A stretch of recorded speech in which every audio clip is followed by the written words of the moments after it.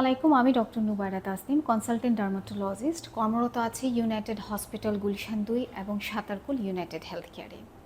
বহুল আলোচিত একটি প্রোডাক্ট হচ্ছে রেটিনল অথবা retinoid based cream, moisturiser, toner, serum কিংবা যে কোনো কিছু।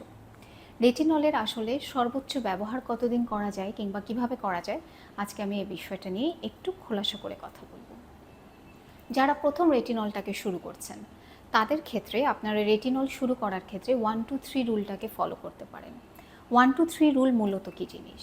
এটা হচ্ছে আপনি প্রথম সপ্তাহে একবার লাগাবেন, পরের 2 সপ্তাহে 2 বার লাগাবেন এবং তারপরে 3 সপ্তাহে 3 বার লাগাবেন।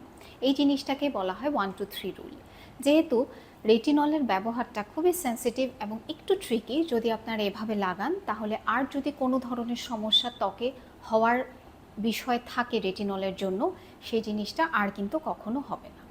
রেটিনল ব্যবহারের ক্ষেত্রে আরও কিছু বিষয় আমাদের খুবই সতর্ক থাকতে হবে। যেমন রেটিনল অবশ্যই রাতে ব্যবহার করতে হবে। আমরা যখন রেটিনল ব্যবহার করব তখন দিনের বেলা অবশ্যই সানস্ক্রিন ব্যবহার করতে হবে এবং রেটিনল আমরা যে সপ্তাহে ব্যবহার করছি সেই সপ্তাহে কিন্তু এক্সফোলিয়েশনটাকে না করাই ভালো। এবং যদি কোনো কারণে আমরা এক্সফোলিয়েশন করি সেটা কিন্তু ফিজিক্যাল এক্সফোলিয়েটর ব্যবহার করাটাই উত্তম। আরেকটা জিনিস হচ্ছে স্যান্ডউইচ প্যাটার্নেও কিন্তু রেটিনলটাকে ব্যবহার করা যায়।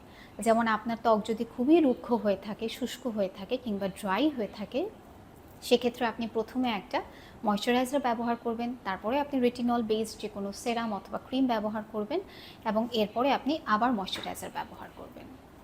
আরেকটা বিষয় মনে রাখতে হবে, রেটিনল যখন আমরা ব্যবহার করব তখন কিন্তু কোনো অ্যাক্টিভ ইনগ্রেডিয়েন্টসওয়ালা সেরামের সাথে এটাকে কম্বাইন করা যাবে না। সেক্ষেত্রে কিন্তু ত্বকে আরও নতুন নতুন সমস্যা দেখা দেবে। তারপরেও যদি আপনি মনে করেন না কেন আপনার স্কিনের ধরন অনুযায়ী কেমন রেটিনল কিংবা কত পার্সেন্টেজে আপনার শুরু করা উচিত কিংবা কোন মেথডে শুরু করা উচিত, তাহলে অবশ্যই আপনি স্ক্রিনে দেখানো নাম্বারে কল দিবেন। সেক্ষেত্রে আমরা আপনার ত্বকের ধরন অনুযায়ী আপনাকে সাজেশন দিয়ে দিব। থ্যাংক ইউ, ভালো থাকবেন।